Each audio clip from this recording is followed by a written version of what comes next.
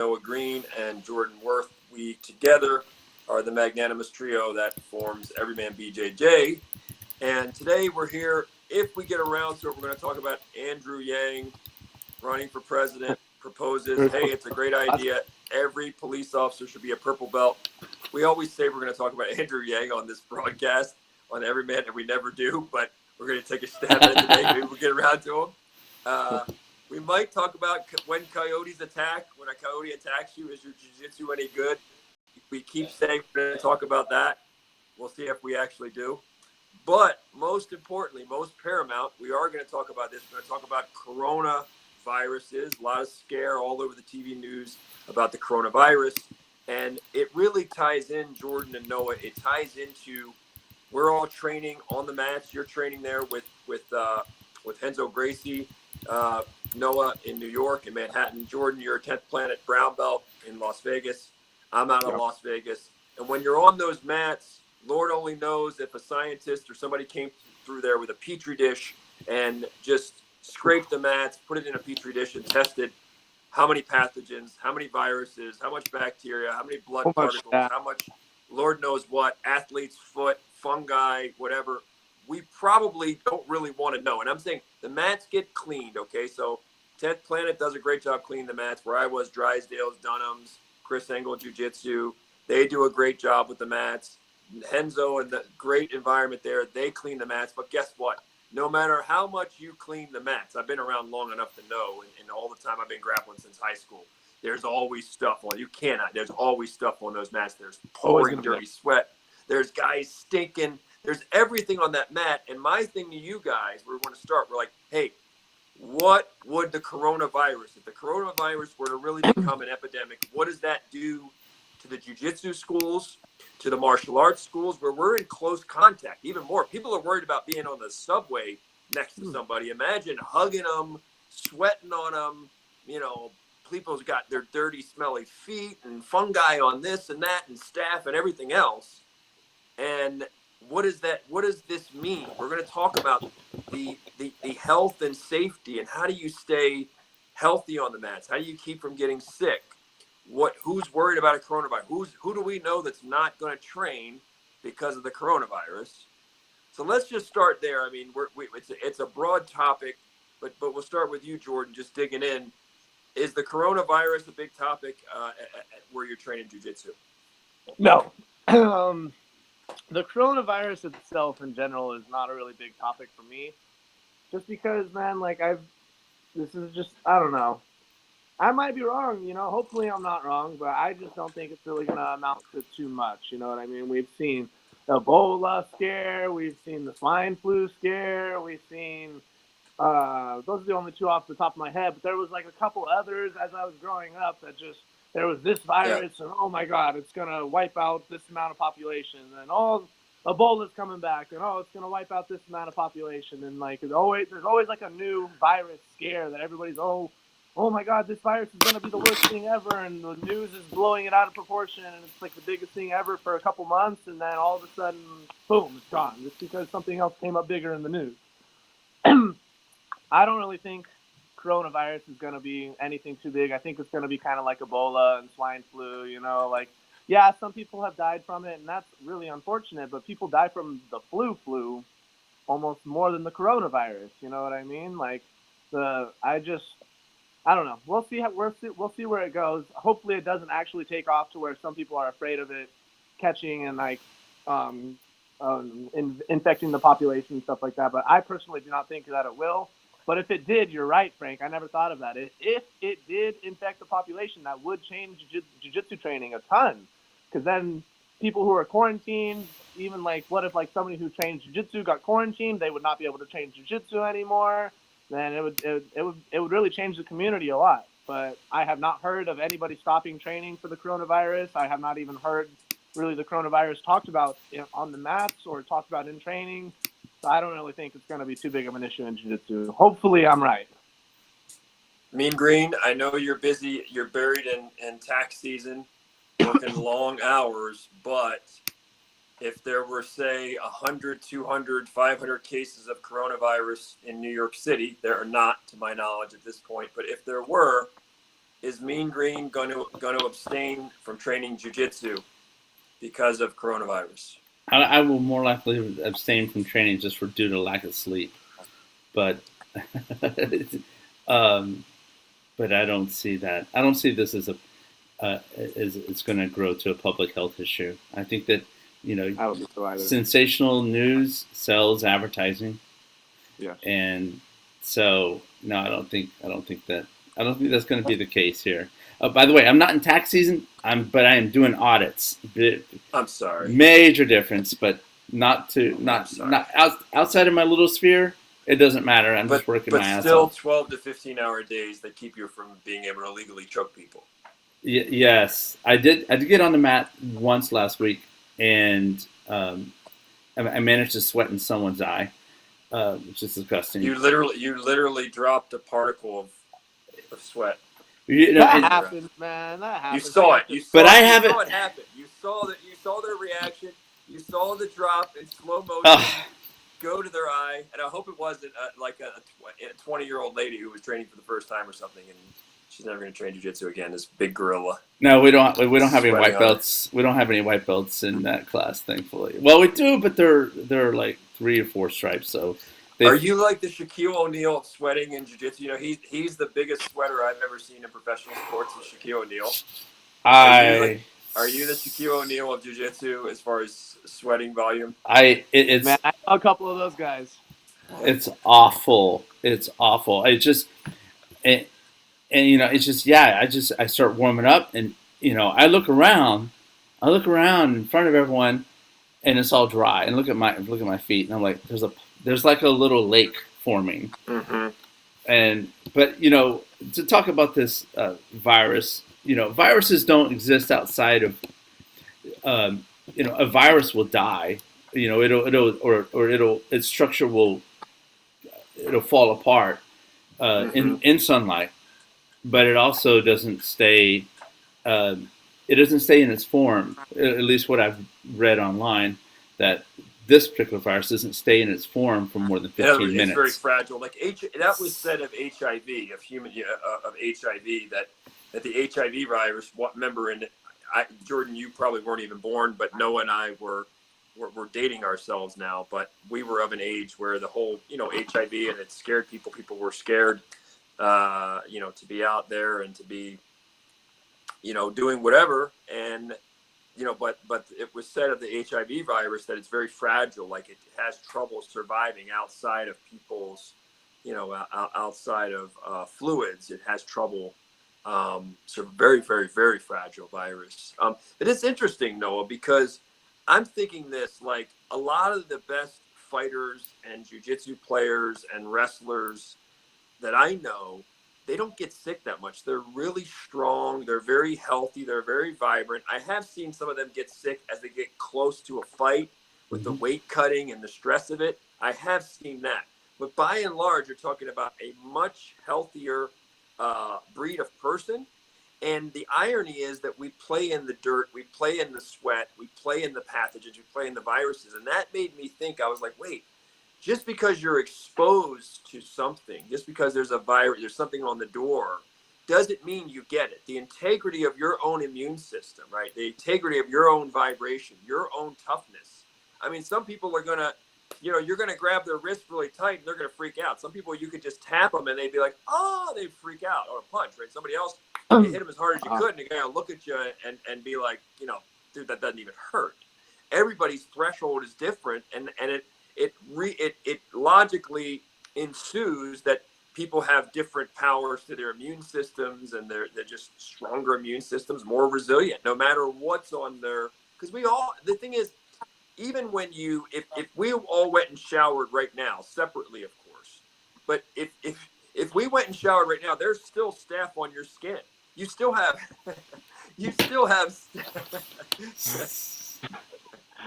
Thanks for clarifying, Frank. Thanks, Frank. That's not going to happen. A group shower is not going to happen. I just want that on the record. It's not going to. Okay, let's recover from that one. But you're still going to have staph on your skin. The healthiest people have even your gut bacteria, right? Your microbiome, which is big in the news now. Your gut bacteria, your microbiome. you have good bacteria and bad bacteria, and you don't want to get rid of all the bad bacteria because it's intended, nature has intended for there to be a balance in your gut. The bad bacteria serves a purpose. The good bacteria serves a purpose. What you don't want is a massive imbalance. A lot of people they take antibiotics, or their pH is off, their hydration's crappy, whatever, their diet's crappy. And then the bad bacteria becomes an overgrowth of candida and other things. And that creates imbalance. But the body is intended to have, even staph on the skin.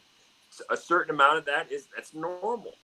And so getting back to the original thing, exposure cannot equal sickness. And if it did, within a week, all of the elite fighters and all of the football players and everybody else, we'd all be dead, or we'd all be in the ER somewhere. It doesn't work that way. And we play in dirt. We play in sweat. Perfect. It can't work that way. I was going to touch on that, Frank. I was going to say, I've actually trained, I know personally that I've trained on mats that have had staph on them. I know that I've trained on mats that have had ringworm on them, because I won't say where or when it happened or who it was, but I've trained before, and mid-training session, it was kind of like a big deal. Like, hey, like, whoa, what is that, dude? What is that? Like, what is that? Is that staph? Mm-hmm. The guy's like, I don't know what that is, and I thought it was just some little red mark on my arm. And then the upper belts have to check him and have to be like, yo, dude, like, what is your problem? You're training with staph. You should know better. And now everybody else on the mats has been training. You know what I mean? And everybody on the mats is kind of just like looking up like, so should I leave right now and go shower? Like, what's going on? Right. You know what I mean? Everybody on the mats is kind of just like looking up, kind of scared, like, oh, like, what do we do? You know what I mean? But a lot of the time, though, it's not really too big of an issue as long as people leave the mat, as long as you leave and go shower right immediately. Away. That's another issue that people ask people to talk about. Is as soon as you leave, as soon as you get home, you need to shower. Right? A lot of people leave and then they let all that dry bacteria, ringworm, and staph dry onto their body, and they don't shower right away. I personally think I could even roll with somebody. I think so because I have such a strong immune system. I don't know about anybody else. But I think, me personally, since I have such a strong immune system, and I know other people do this as well, like guys that are deep in training camp, say they're like 2 weeks away from a fight and they get staph. They're not going to pull out of the fight, or they get ringworm or something. They're not going to pull out of the fight because of this little skin condition. And so now their training partners are going to have to train with them, and they're going to have like a little agreement. Like, hey, like, I have this skin condition, but you're my training partner, and I need to prepare for this fight, and I still need to keep getting rounds. Are you okay with training with me with this skin condition? And a lot of the guys' good training partners are still okay with training with them, even with that skin condition, because like me and you were saying, Frank, that you can have contact with them with short exposure as long as you leave right away and get cleaned up. Then it should not really be transferred over to you as long as you clean it up right away. If you have a strong immune system, you should be able to have like limited amounts of contact with those pathogens and be able to go shower right away and be able to not contact them, like get them yourself. If there's a shower facility available at where you train, you should use it immediately, and bag up your gi and your training gear, and not be touching it. It should go into a plastic bag, and at Henzo's there's showers, and the rate. Let's just take a step back and why I even say this. The rate of growth for bacteria. Okay. It doubles, or I should say the amount. Just imagine the population of bacteria, of fungus, and viruses, and doubles. If you have 1 trillion particles, molecules of all that on you, it doubles in 20 minutes. Does it keep doubling every 20 minutes? It slows down. I'm not a scientist. I'm a CPA. That's crazy though. But I've read, and this is stuff that needs to be talked about. And it's not just get under the shower and let water rinse it off. You need soap because there's a And preferably like actual anti-defense soap, like with like tea tree oil or something that's meant to clean these pathogens off your body. As soon as possible, get under water, get under a shower, not a bath, a shower, and I want just to do that, take a bath soap. after training. If you, gross. He'd be marinating stop. in the You're killing me. bacteria, and You it'd be a swamp. think people do that, It's a Frank? swamp. You think the white belt goes in an open mat and then comes home and takes a nice bath after open mat? White belts, please. Soaked in all the sweat. Soap. White belts, please. Soap everywhere, every little corner you can find. Soap and rinse and then dry. This is another thing. You need to dry that stuff off. You need to dry, because otherwise you can develop a fungus.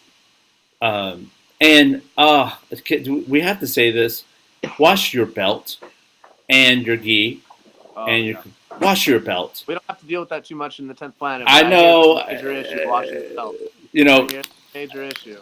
Sapo's like, oh, why wash your belt? I'm like, Sapo, please. It's interesting because you're hurting my feelings. I've been very good over the years about washing my gi, but I have not been so good about washing my belt. I have washed my belt, but with great irregularity. And so it's interesting. He's an old school. Sapo's an old school black belt. I'm, a fairly old school black belt, and it just wasn't. I don't know why everyone's like, wash your gi, but nobody was ever like, wash your belt. So it kind of got overlooked. The belt is part of the gi. Yeah, wash your that. Uniform. Yeah. Wash your gear. All of your gear. Yeah. So it's interesting because for people who've trained in wrestling and the combat sports and jiu-jitsu, first of all, you have a lot of bodies in motion. So I don't care where you are, it's going to get hot and sweaty and humid. The wall, literally, at a lot of places, the walls will start to sweat. There's a lot, especially in the old school where I was coming up. We were next to the boiler room in high school wrestling. It was roasting. I remember at Robert Drysdale's when I first started in 2009, 2010, and there was a long stretch, even during the summer, where we didn't have AC. We did not have air conditioning in the summer. In the Vegas summer, we had fans, and these fans were blowing hot air on you, and the windows were sweating, man. Like there were times where I felt like, there were rounds that were so hard where you're like trying to suck in air, and you're like, and I remember that happened. I went back to Baltimore once. We had a UFC. I worked for Ultimate Fighting Championship, and I went back to Baltimore. They had the show in Virginia. We had a UFC event in Virginia. So I'm from Baltimore. I went back home, and Baltimore, like a lot of East Coast cities, super humid. So I went to this gym there, trained with those guys, and it was the same thing. There was no AC. It was so humid. My body was not. So I'm sitting there like trying to like, almost like in between rounds when you're pushing yourself, like gasping for air and probably not well hydrated from the flight over, because you really need a lot more hydration. When you fly at 38,000 feet altitude, you need even more hydration. So I lost. So anyway, with jiu-jitsu in particular and wrestling, and you get all those bodies in there and everybody's pushing, and even without the gi, Jordan, like what you're doing, and I've trained a lot of gi and no gi, and I've done MMA training, quite a bit of that. And of course there you don't have, this is before, nowadays they have, you have some of the compression gear where you can cover up your legs, your shins. If you get a little mini micro cut or micro abrasion, that can be covered up. So it's harder to get those little abrasions that can get infected or get a subdermal infection or a staph, because now they have a lot more of the compression gear where you can cover up stuff. But still, no gi, you are a little bit more exposed than the gi. To the mat, at least. If the staph or the potential infection is coming from the mat, we are all a little more exposed, no gi. However, sometimes the pathogen, the thing you need to be afraid of, it's in the person's gi, right? They haven't washed it or whatever, right? It's in the gi, and that gi is weighing on you. Your own gi becomes your enemy because your own sweat, your own dirt, your own whatever is sitting on you for 90 minutes. And then, like you said, Noah, class is over. What do? A lot of us, we're tired. We sit around and talk. You drink your after protein shake. You talk to your buddy. You go over a move. So 30, 45 minutes passes, you still haven't showered or anything. And Yeah. then, Noah, what happens I don't know how it is at Henzo's, but most gyms, most academies are small, and you're lucky if they have even 2 showers. Some of them, when I first started training, like Drysdale's, we didn't have a shower. When I trained with Team Mika, we didn't have a shower. I believe at Pedro Sours, we didn't have a shower. Nowadays, you're lucky. I don't know how many you have there. You're lucky if there's 1 or 2. So if you have 30 people or 40 people in a class, it's almost unfeasible that everybody who wanted to shower could shower anyway. You'd have a long line where professionals have to go to work. I'm gonna, you know what? Even saying all that, let's take the step back, okay? Part of training in this sport, you've got to take the time for hygiene, because that's part of that is a form of massive injury. I said that's a massive part of the sport that people don't ever really talk about. Most people are not going to stay at the gym and shower, though. That's are weird. That you could take. That's weird. Do you shower? You usually right after training you rush to the shower. Then that's what you're saying, no? I 100% of the time. I cannot think of not one time, where I have not gotten to the shower. If I don't have a towel, I'll use a t-shirt. Yeah, I've done that before. How long after class? So class finishes, Noah's in the shower. How long after class usually? What's the range? It can range. Well, if I go over some more moves, like for example, I have a group of white belts that I've been training with, because you guys are showing me some great moves, and I have to drill them on the white belts, and that, or I might do a little bit of like working out some stretching out. But let's say from there, as soon as I'm off the mat, I'm in the showers within 15 minutes. Because there's a line at Henzo's. The way Henzo's is set up, there's 3 shower heads, 3 or 4, and the guys, we all line up and just wait. In fact, I had a good conversation once. There's a line for the shower. There's literally people waiting in a line to get in the shower. One time, I got a story for you. One time, I hear this voice behind me, and I'm like, "Oh my God, is that really?" I turned around. I got to stand naked with Anthony Bourdain, talking about food. I mean, we all had, we're wearing towels around our waists and stuff. Group showers. Yeah, did that in the Marine Corps. I'm good. But just a side story. I got to have a chat with Anthony Bourdain in the shower line. I was trying to chat up the Lebanese food in Houston, because I knew he was going to go down there and do an episode. But anyways, people have at Henzo's on the street level, because you got to go downstairs in the basement. You take your shoes off at the street level, right there where it's on the other side of the cage of where the Muay Thai guys are. And I have flip-flops. And if I don't have time to throw on my flip-flops, I go in socks. So from that front entrance downstairs, there are no street shoes allowed. That's just not permitted.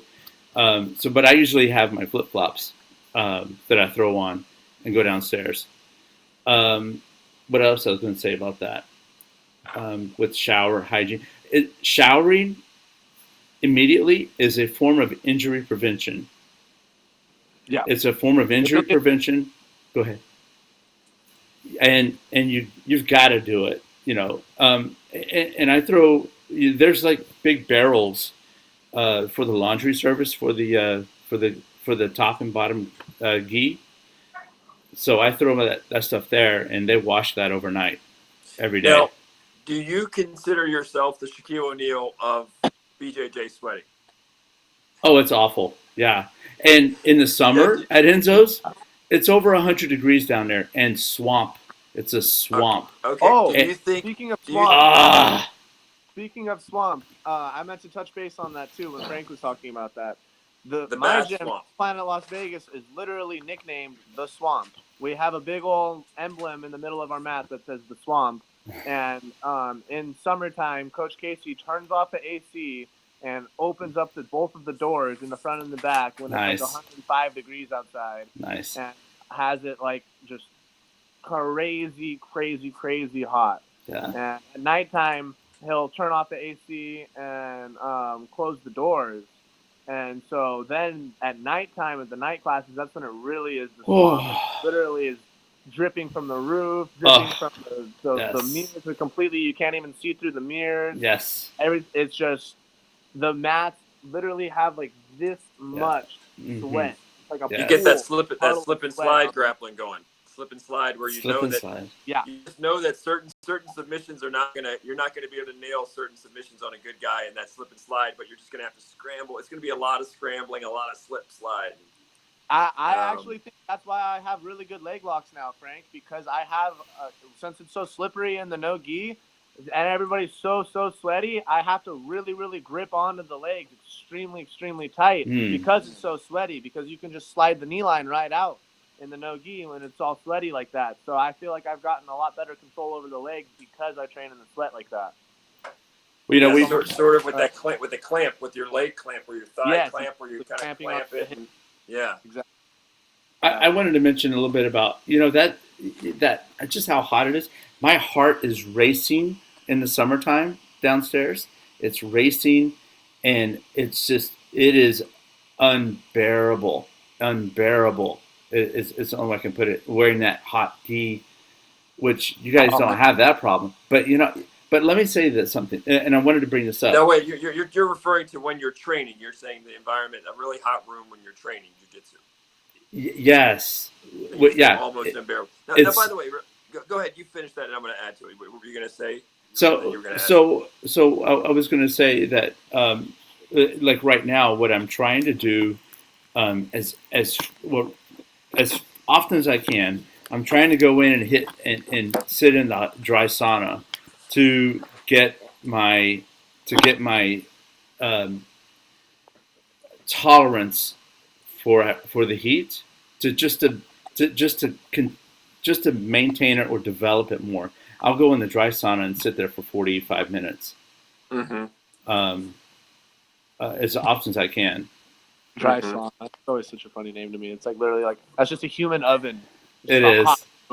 It is. Yeah, it is. And but it smells so good. You know, the cedar.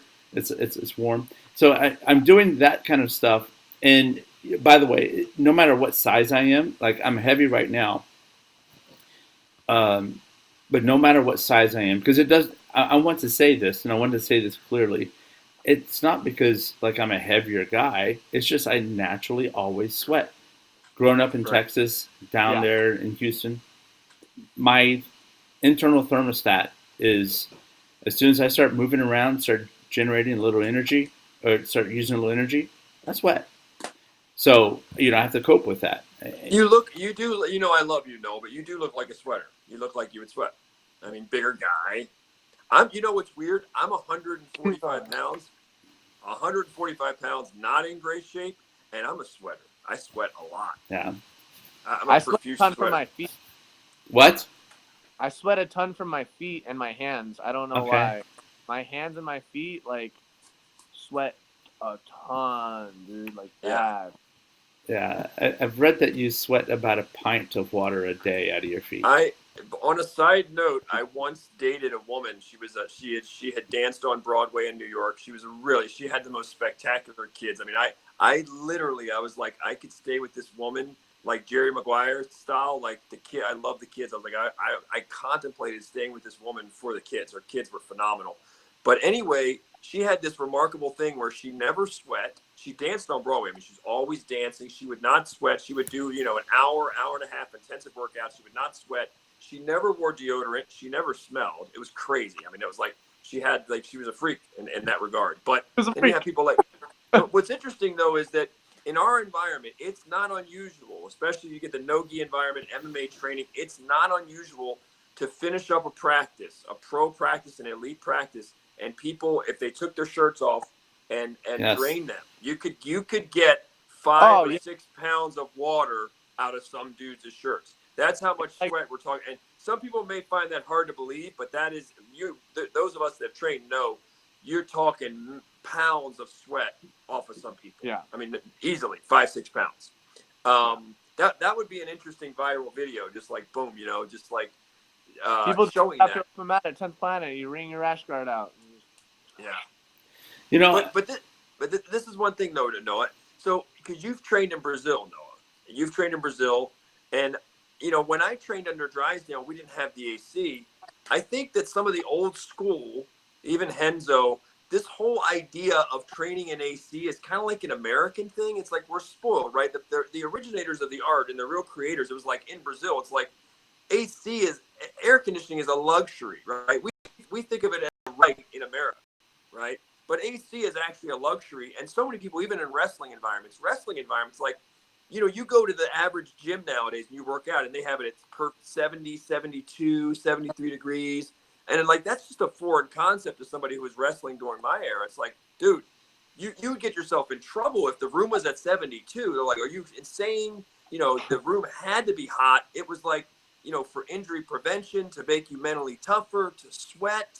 And even now, if I'm not sweating, I don't feel like I got a good workout. Like even on the level of satisfaction, of gratification, if I'm not in a jiu-jitsu session and I'm not sweating profusely, my alertness isn't the same and I don't have the same fulfillment. I don't feel like I got better today. Sweating goes hand in hand with that. I think so, to a degree. I think so. I think just when things get a little too hot, man, things are a little too wet, and I do agree with that. I feel like I have to sweat too. I would like the room to be hot too, but there is a level where it's too hot and it's too slippery, and I'm just like, man, it's not fun. A hotter room is good for injury prevention, but at what point does injury prevention, where your joints are loose, stop, and then the injury prevention starts? The injury likelihood happens again because of how wet the mats are and how thick the sweat is on the mats. People are going to twisting a knee or something, right? What we need is a jiu-jitsu equivalent of a Zamboni. What is a Zamboni? And I only knew about this when I moved into New York, I guess there's ice hockey and they have these rinks. So at some point there's this little machine that comes out. This guy drives it, and it reglazes the surface of the ice on the ice rink, and that machine is called a Zamboni, or something like that. Yep. And so we need an equivalent of a Zamboni. We basically need a couple of white belts to grab some squeegees and and just do that. And in Brazil, kind of like tennis. Go ahead, continue this thought, but go ahead. Oh no, because I wanted to ask you about Brazil, no, because you've been there. When you went, does the typical gym there have AC in the dead of summer? Or is it just Stop. It sounds absurd. Stop. The place doesn't even have hot water. Are we babies wanting AC? AC is a right in America. Hold on. The place doesn't even have hot water. If the place doesn't even have hot water, why are you asking for? You don't drink out of the water spigot. No, the place doesn't even have hot water. What makes you think it's going to have did you complain? air conditioning?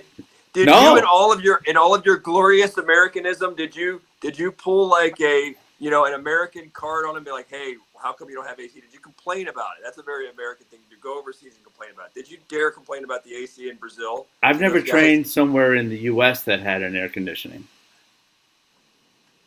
So Henzo's doesn't run AC? Huh? Henzo's doesn't run AC? Well, it's in an office. It's in like a pre-war office building. So the building itself has air conditioning, but they don't. They normally don't. They don't run it. Yeah. I mean, if it runs, it's more of an like an airflow fan kind of situation. During the worst part of the summer, I do know that downstairs is about 115. When it gets above 100 downstairs, they do start turning on the air conditioning just to get more airflow. It just because everything is just such a swampiness. I wanted to go back for a second and talk about the sweating part, because your pores are all open, so bacteria can get in. You've got to shower. I can't say that enough. You need to clean your gi, not in vinegar. Use the real soap. People. I read in someone that his gi smelled funny. I'm like, and I don't hold back. I don't hold back on hygiene issues. I'll say, buddy, you smell like shit. I'll say, I noticed that your gi smells a little off today. I noticed. So I'm like, I noticed your gi smell off today, and I said that to someone. He goes, "Yeah, I'm trying to be more holistic, and so I'm washing it in vinegar." I'm like, "Wait, what? Wash it in bleach. Get the bleach after that thing. If not, get the gasoline. Get gasoline. Yeah, just burn it." Yeah, no. If your gi has got that stench, several washings of bleach and hot water might work. To get that out. I have heard that vinegar does work to get the smell of sweat out of rash guards, but I have not heard of only vinegar. I've heard of adding vinegar to a wash with still soap in it. Yeah, this particular case I'm talking about, that was a vinegar only type approach. But I wanted to say something about. Hey, I want to say really quick. I want to make a public apology to Andrew Yang, because given the time right now, it doesn't look like we're going to get around to Andrew Yang. So no, we're gonna. I will lead in. Andrew Yang's presidential candidacy. Hold on. We'll get to that. Maybe. I'm going to lead right into that. He's not going to be president, man. Why do we need to talk about him? Yeah. I want to stay on this. This topic's too good. You were going to say something. No, what were you going to say? Yeah. So, so I'm working a lot right now, and there goes periods of time where I don't get that heavy sweat in, and I noticed that I actually feel really good about myself in terms of, when you get a good workout in, as opposed to when you've had a layoff and you get back into it, and so whenever I'm in that place where I'm getting that heavy sweat in every day, a regular everyday sweat in, if I go to yoga and I sweat a lot, I notice one of the thoughts that recur in my mind is I'm getting rid of, I don't know another normal way to say this, but I'm getting rid of bodily waste that's at my skin level. You're at in your epidermis, at your skin level, you've got all this stuff that you if you sweat it out, it gets right out of your body. It's like a form of elimination, because your skin's your largest organ. So having a daily sweat is very good for you, and at least that's a belief. It's not evidence based, but I know that when I start to get in that routine, it is evidence based. You're the proof of it. You feel it, you experience it, you believe it to be true right now. It gives you the results you want and crave right now. It may not be proven for a million people, but it's today it's true in the case of Noah Green, for as long as you believe that that's true. I mean, Well, hold on. Evidence-based means not subjective it's or an perception. Army of one person evidence-based. That's subjective evidence. That's perceptive and subjective, not evidence. Enough people have trained jiu-jitsu, and this is the thing. Science is going to catch up to what people like me already know about certain things. So when you start talking about is jiu-jitsu good for kids with ADD or ADHD or kids with this? That's common sense. If anybody who trains on the mat, I don't care. I wouldn't want to waste my life spending 10 years to prove that, because it's obvious to me, having trained it. It's obvious to me that if you had attention, if you have it, so they can catch up to it. They can waste 10 years catching up to it. The Jedis on the ground in the trenches already know it. The scientists are trying to catch up to what the Jedis and the people in the trenches already figured out. They're trying to catch up to it. And I don't want to waste. So for the detox, to your point with the detox, that's a very powerful point because people are doing infrared saunas and all these things. I think for someone like me, a lot of us have heavy metals. We have all kinds of things. Heavy metals are bad. They can give people brain fog. They can give people fatigue. They can give people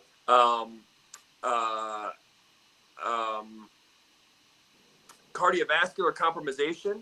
So detoxifying when you're sweating out 4, 5, 6 pounds a workout, that is naturally detoxifying. Not to mention the emotional ventilation, right? The emotional ventilation of all the things we have built up in us, the stresses, the fears, the whatever, that our life's not going the way we wanted it to go. To have that, and to have that we're made to move, to ventilate that, to release anger, to release a wide range of emotions. The scientists, I ain't waiting for them. I figured that one out long ago. They can figure it out. They can broadcast to the mainstream media, and they'll be the last to know. Those of us who've been in the trenches are like, dude, no brainer. That's why we were signing up. We didn't wait for Joe Rogan, who I love. I didn't wait for Rogan to put a scientist on TV and tell me that jiu-jitsu is great for me. I like Jocko Willink too, but I'm not waiting for Jocko's podcast to tell me jiu-jitsu is great. I already know. I've been in the trenches of that. Thank God that him and Joe were telling the mainstream, who are reluctant to believe, who don't want to believe, who want to wait for the scientists to tell them, or wait for really smart, influential people to tell them. But some of us are very open-minded, and we went there, we saw it, we experienced it. We're like, wait, I remember this with the UFC. So before the Fertittas, Lorenzo and Frank Fertitta bought the UFC, they went and they took a trip to, I think it was Louisiana. And they went to Louisiana and they were watching. Now, mind you, the Fertitta family comes from a boxing background. Their dad loved boxing and would take them. It was a family hour. The dad would take them to major marquee professional boxing fights here in Vegas, Caesar's Palace, whatever. They were boxing fans. They were not UFC fans. So imagine with their virgin eyes, they fly to Louisiana and they go and they watch this cage fighting, right? And they're like, they had virgin eyes. They're like, what in the heck is this? Right? This is like 2000 or 2001. Lorenzo and Frank are sitting there cage side, like, should we buy this thing for $2 million? Well, let's see. And Lorenzo is watching the fights, and there's the elbows on the ground and the punches on the ground, which nobody had seen, totally foreign back then. No scientist saying it's okay. No commission saying, okay, it's okay. No TV people, no mainstream TV, no ESPN saying, hey, it's okay. It was like barbaric. It was like people would see it and say, this should be banned. And Lorenzo Fertitta is there looking at it with his own judgment. Nobody else had blessed it. And he's watching it. And strangely and oddly enough, he turns to his brother and he's like, is something wrong with us? Or is there something wrong with me for liking this? Is something wrong with us? Should we like go under a rock or something because we like this? Because pardon me, but I think I actually like this. There's something about this I actually like. And that's what happened. That is the multiplication that happened with UFC and cage fighting, where it was like in the infancy, it was like, oh, we had to, if you like fighting and you were dating a girl, you didn't go tell her parents you like fighting. They thought you were violent.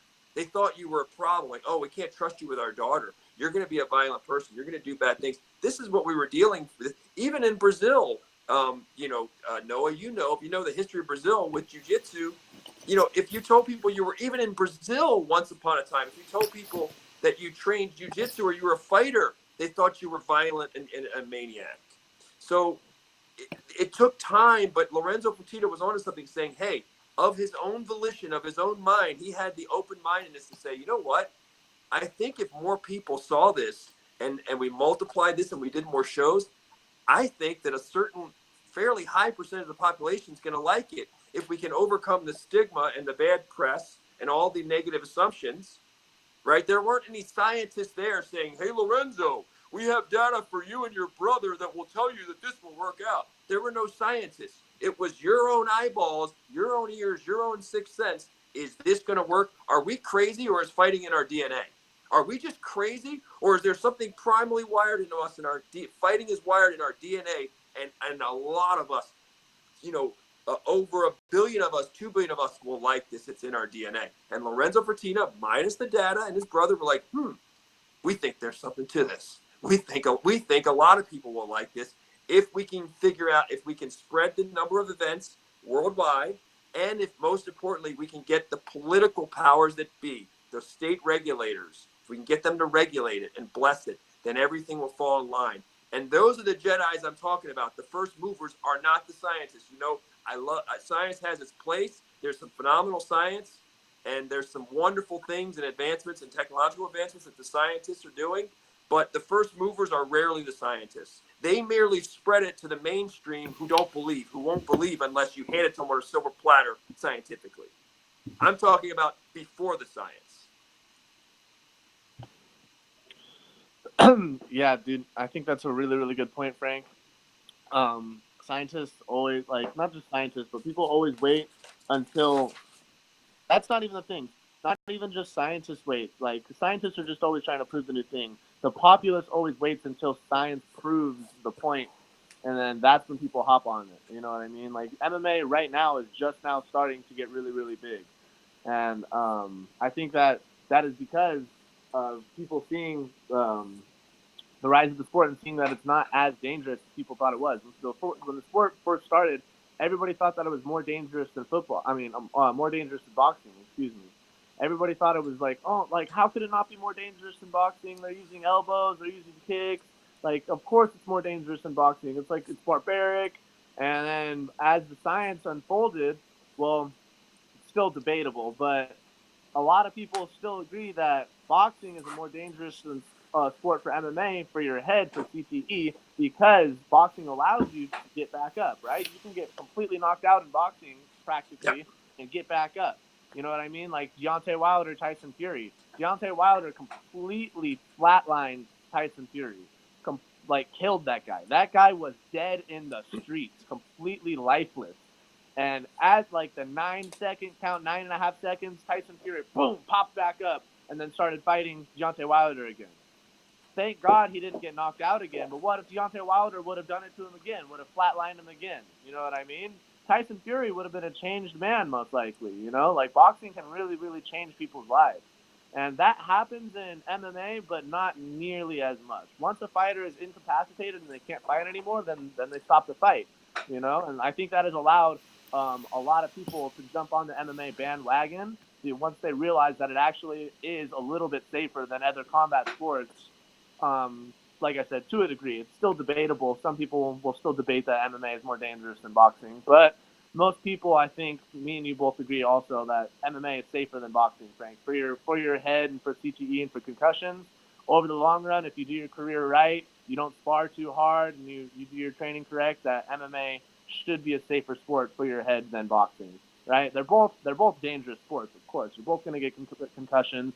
Both of them are definitely not the safest sport. Both sports are going to sustain head trauma.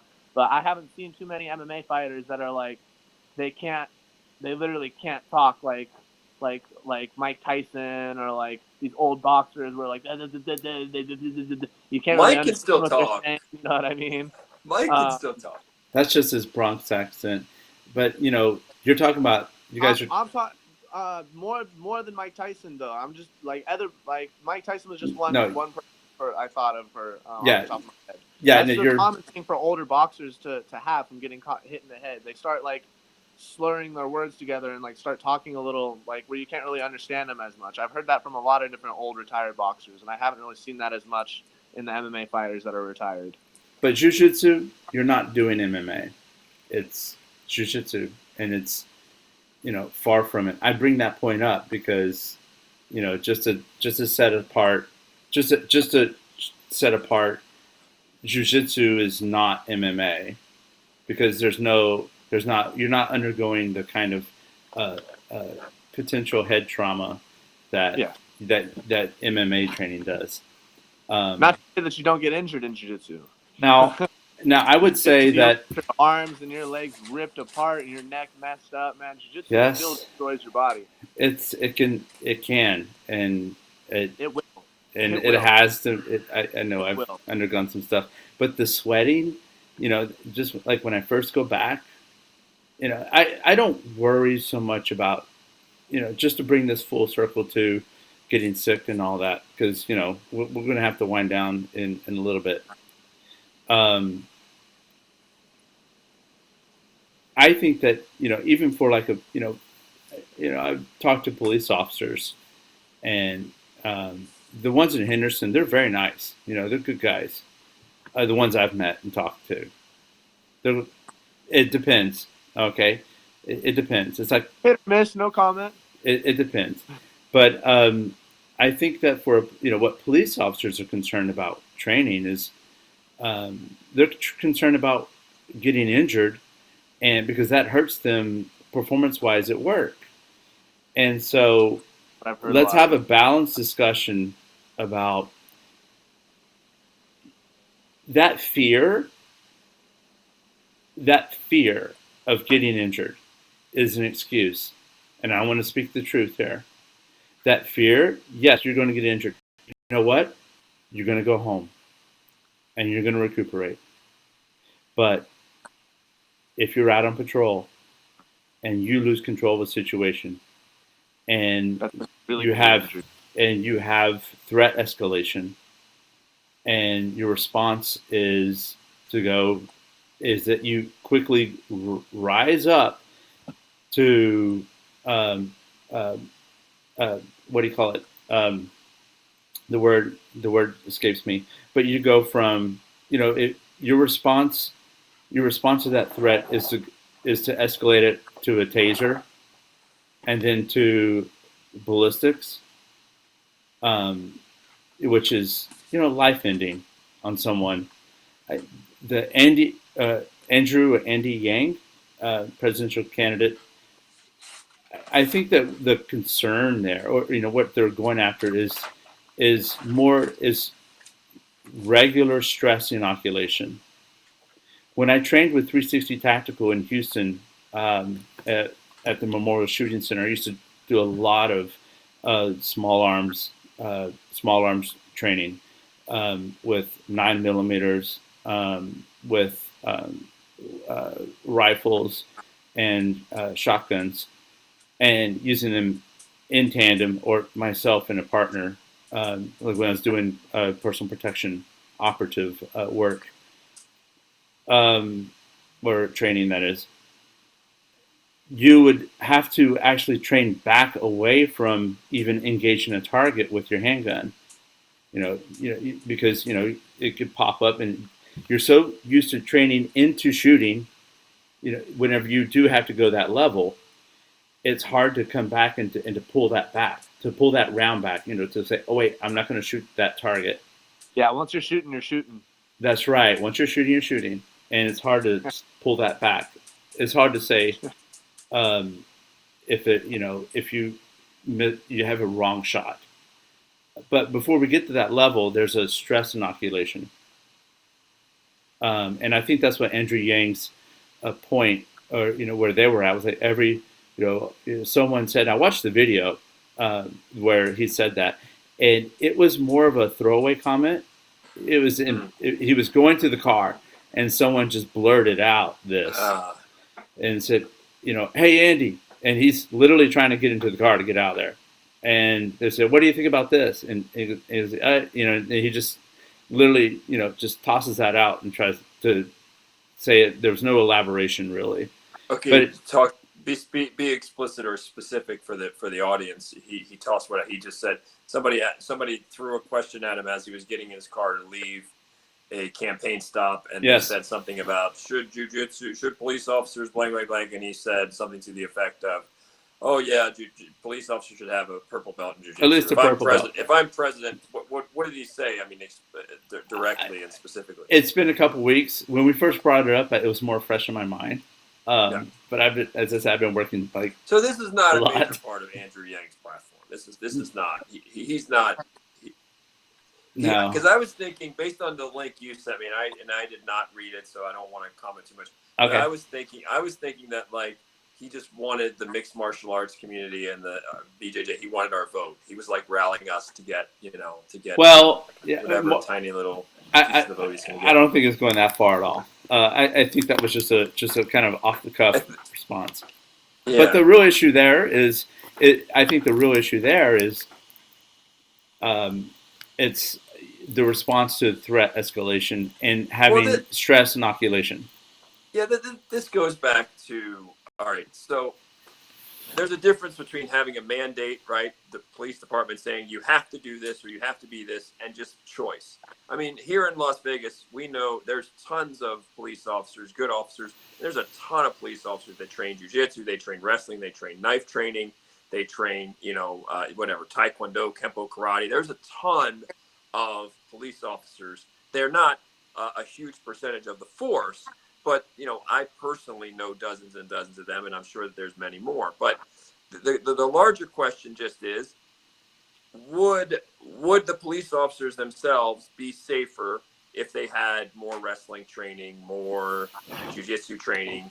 I think that most of my police officer friends, the vast majority of them, would say, yeah, that's why I train, right? They're not just training for fun. They're training because they're thinking, hey, I could be in a life and death situation, and not only their life could be on the line, but they could be backup for other officers, and so they're keeping other officers safer too. And not only is your life on the line, not only maybe another police officer, but also your family is counting on you, right? You want to come home safe, and so coming home safe is, and I'm saying this based on conversations with my police officer and law enforcement friends, and I have many, and I covered police departments as a journalist in Montgomery County, Maryland, in Las Vegas, Nevada, in Salt Lake City Metropolitan Police, the Provo Police Department, Utah. I've covered numerous police departments. I've had many good relationships. I've covered the FBI. So I'm saying this as somebody who was definitely had very good relationships with law enforcement.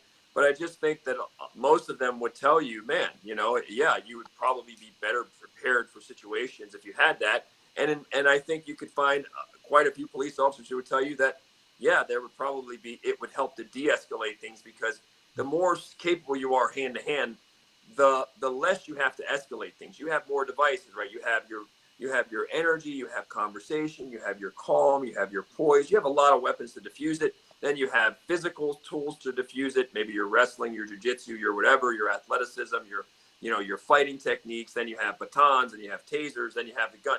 The gun is supposed to be the last resort.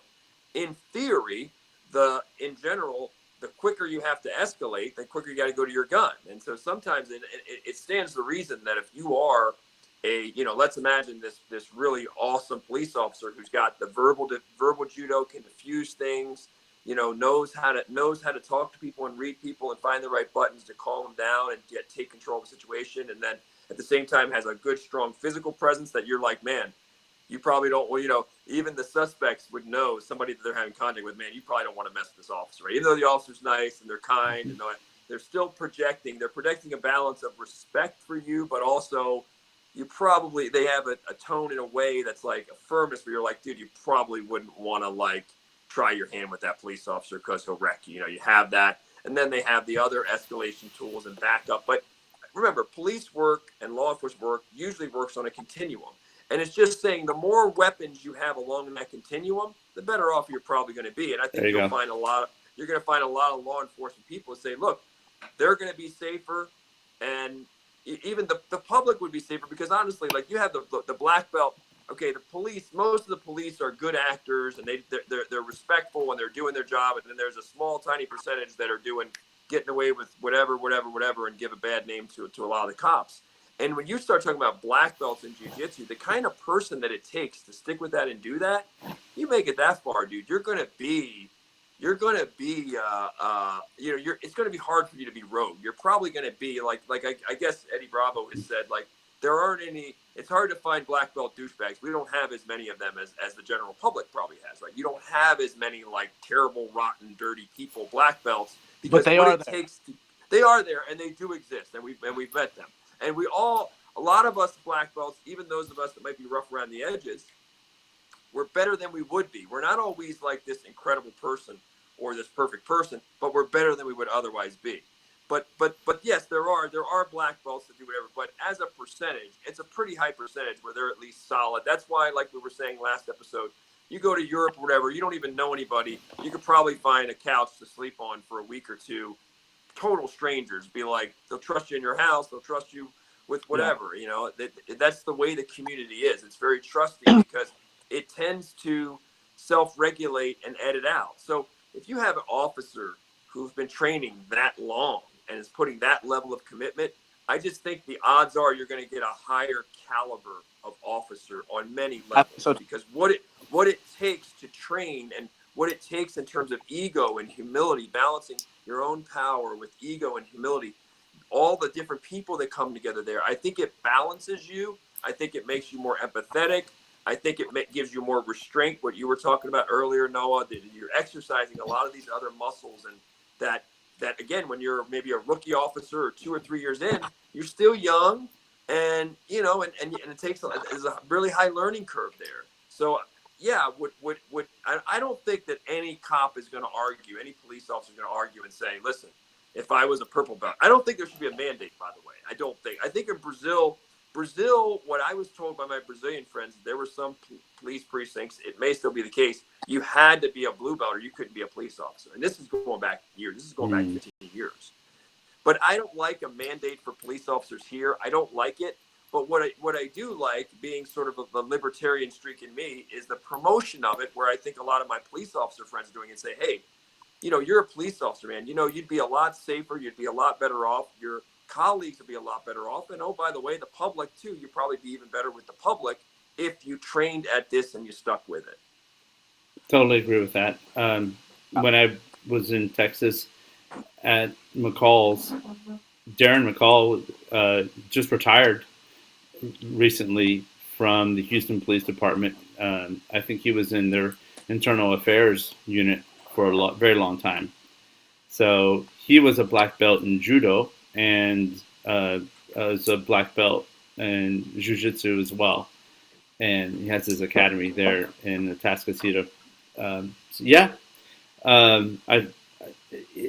As far as requirements, we should say though, no, we should say it is a really hard job, and being a police officer is a real. I mean, it really is. Like, for people out there that armchair quarterback, and there's plenty of stuff, it goes on in the news, and there's situations where cops messed up. But I would just say, man, if you're out there and you got an issue, go take the test, sign up, become a police officer, and deal with what a lot of them deal with. It is a hard job. Can they do? But we can all do better. I can do better at what I do. You can do better at what you do, Noah, Jordan. We can all do better at our jobs. But it is not an easy job in a lot of places. It's not, and it is a scary job. It really is. It's in defense of the officers. Yeah. Oh, I am pro officer. I am pro that person, that human being behind that badge. I'm pro for them. I'm for that person because I have compassion for how hard that job is. Now, what that job does to you, and how it changes your personality, I have a little bit of understanding just from observation and reading and talking to police officers about how it crushes them in a lot of ways. Yeah. So, whenever you see that, when you see that person, and this is more general too, when you see that person, you see someone angry at you and you get that impression, and they're just bitter. That's actually a signal to me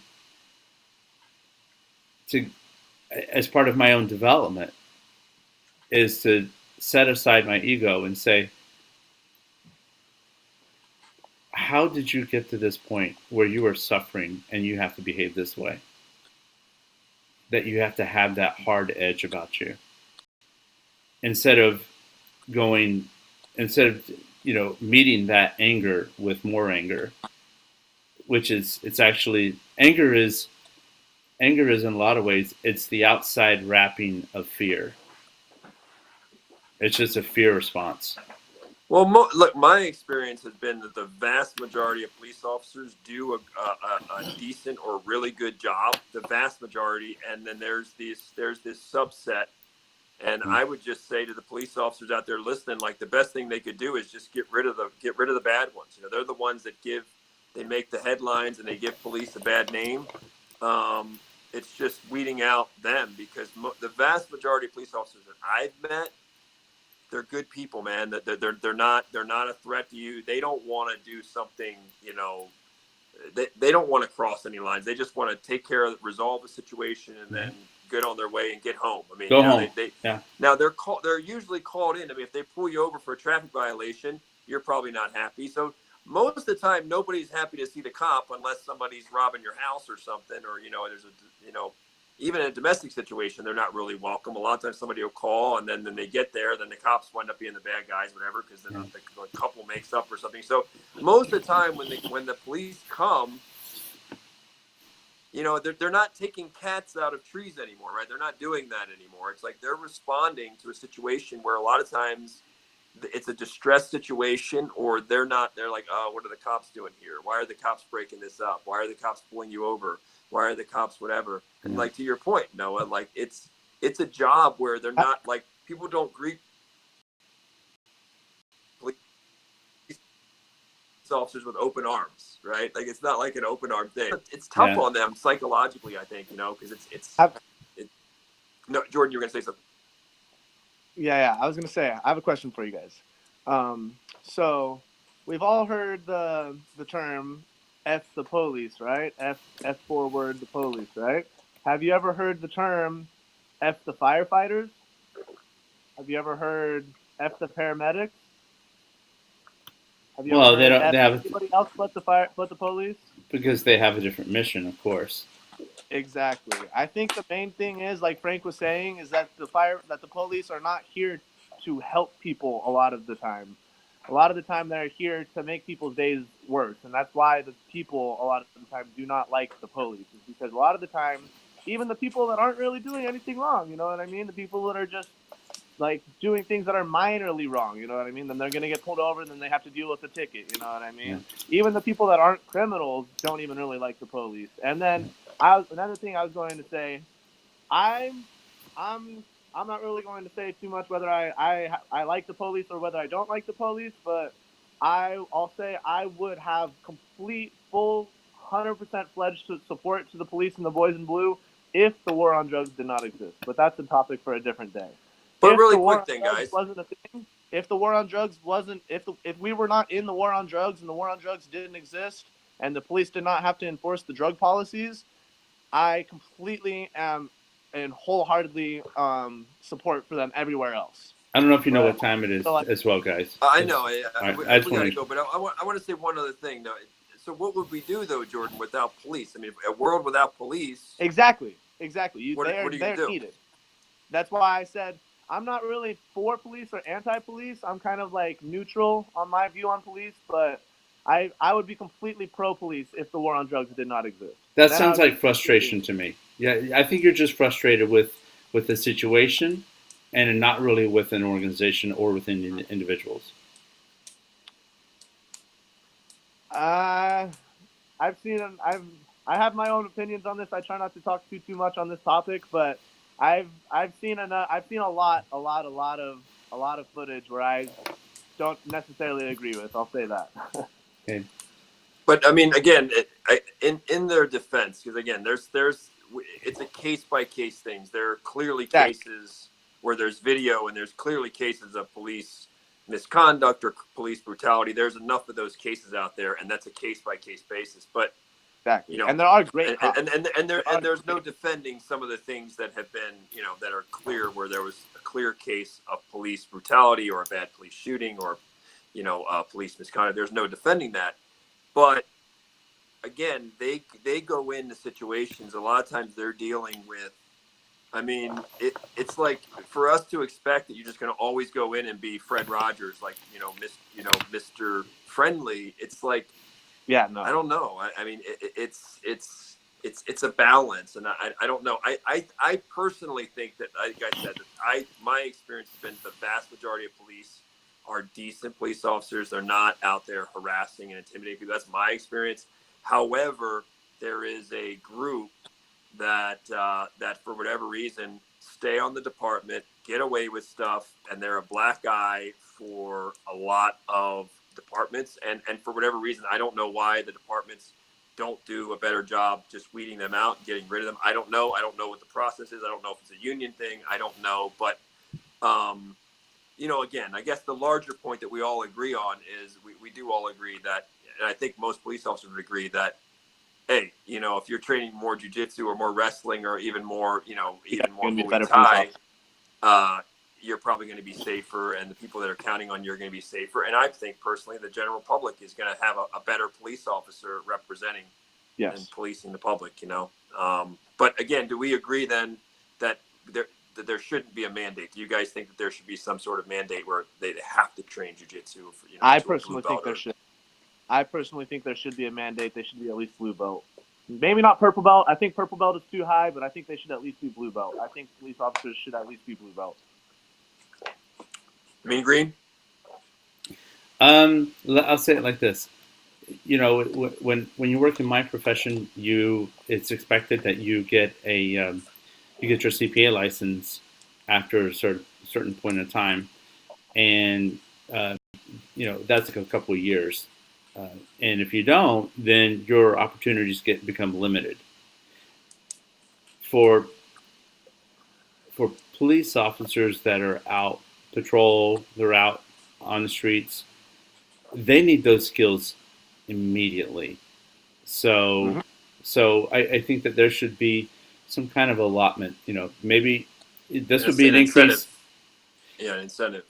Yeah, an expectation that if you want to be fully qualified to go up to become a sergeant, as a sergeant, okay, which is usually after a decade or more,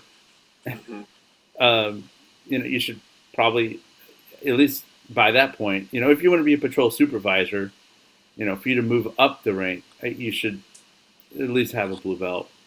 Yeah.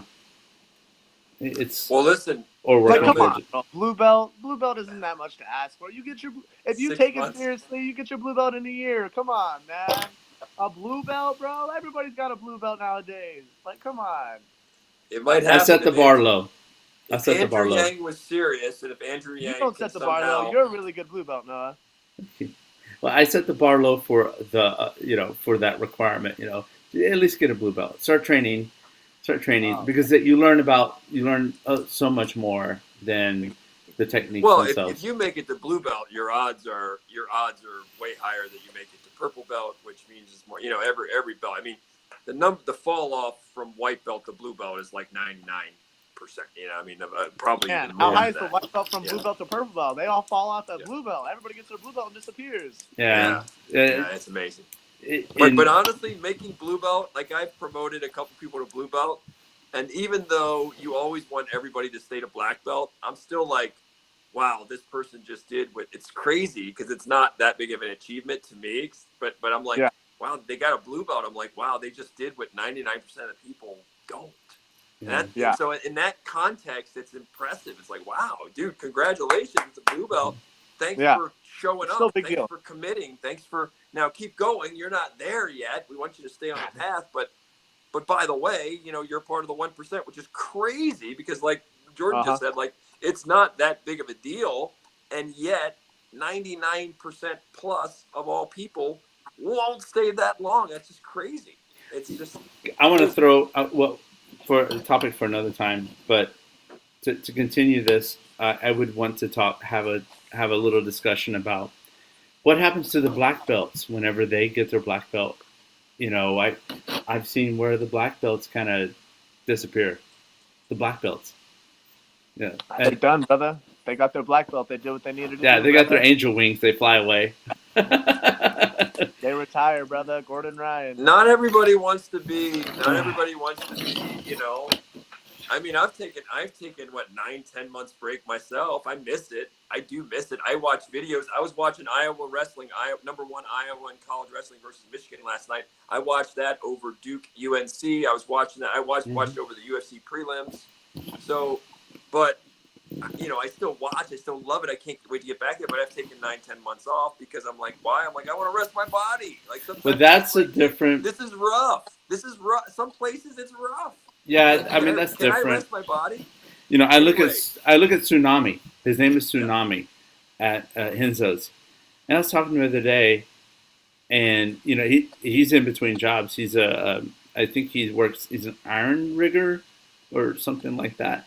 He works out at the airport building airports, and he's there, and he's like, yeah, I've been a black belt for 20 years. I've been training under Henzo for 30. What? Something like that. I mean, it's like some astronomical number. And he is, you see these black belts at Henzo's, they're always there. They're always there. I got to roll with him, and that was fun. I love it. Yeah. There are other things in life. I love it. I'll still do it, but there are other things in life. I'll be back, and I'll do a lot of it. But there are other things. There are definitely other things in life, I think, So, but anyway, for everybody out there watching, I'm Frank Forza. This is my good friend Noah Green and Jordan Worth. We are Everyman BJJ. You can please follow us on what are our handles? I know we've got the YouTube channel Everyman BJJ that you can like and subscribe there. What are the other channels? Noah? For all social media, it is Everyman BJJ, and my personal stuff is at Big Min Green, like Big Min Green at Gmail. Go ahead, Jordan. What are you gonna say? Jordan Wears No Gi at Instagram. There you go. And I'm just Frankie at frankieforza.com. So this is episode 7, Noah? Episode 7. We got another one coming up next week, 7, number 8. Episode 8 coming up next Sunday at 4:30 Eastern Standard Time and 1:30 p.m. Pacific Standard Time. So thanks everybody for watching, and we'll see you next time. Bye. Os. Bye, guys. Os.